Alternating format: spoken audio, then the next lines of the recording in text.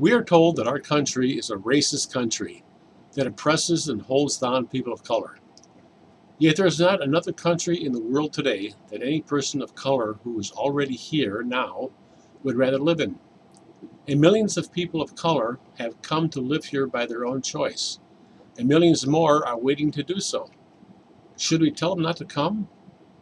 If it had not been for slavery, all the descendants of slavery here now would still be in Africa and not in the country of their choosing. I submit that their life here now is better than it would have been if they had never been brought here so long ago from Africa. People of color, frankly, should be thanking God every day that they live here in spite of everything they say is wrong with this country. There's a story in the Bible of a man whom God greatly favored, whom God, you could say, caused to be sold into slavery, and later unjustly imprisoned, who thanked God afterwards when he realized how God was using the events of his life for a greater good. And this man forgave the ones who sold him into slavery in the first place because of that.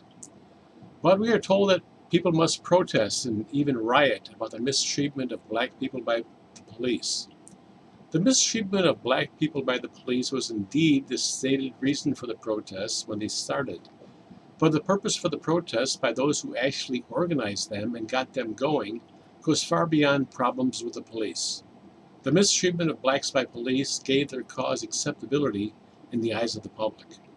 We know that the protests are not really about the plight of black people because they say and do nothing about the much greater problem of rampant violence in black communities. More people are shot and killed in black neighborhoods by black men in a few weeks than die at the hands of the police officers in the entire year.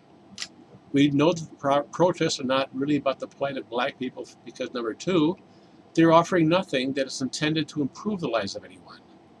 There is a proposal to shift funding for policing to social services. Most people, I think, see that as unrealistic and even dangerous. We are already seeing what a diminished police presence looks like in some places, and I don't expect that to last. The goal, I believe, is to reduce possible future police resistance as these protests and riots continue and expand. We're told that we should not bring up the issue of violence in the black communities because that is a different, separate, and unrelated issue than the issue at hand, that of racism, both personal and systemic. But people aren't buying that. We're told that everyone needs to invest in black communities, but we have seen what has happened to those who have. Not everybody is able and willing to rebuild their businesses after they have been looted and burned to the ground. We're told that our schools' neighborhoods need to be fully integrated. But people who live in those neighborhoods that are said to need more integration are afraid that the violence that they read about every day in the newspapers will follow that integration. There's a lot more going on than simply protesting over the death of one man at the hands of police. Their intention is to present a constant complaint of as much as possible about American society and life, so that they can condition the American people to see their country as broken, and so that they accept these complaints as valid. The protests now include the issues of slavery, systemic racism, and indigenous peoples, with the goal of discrediting the entire foundation of the United States and Western civilization, so that these people will be able to demand wholesale changes to the system, and that the defenders of this historical United States and Western civilization will feel completely unable to defend it, its history, its institutions, and its practices.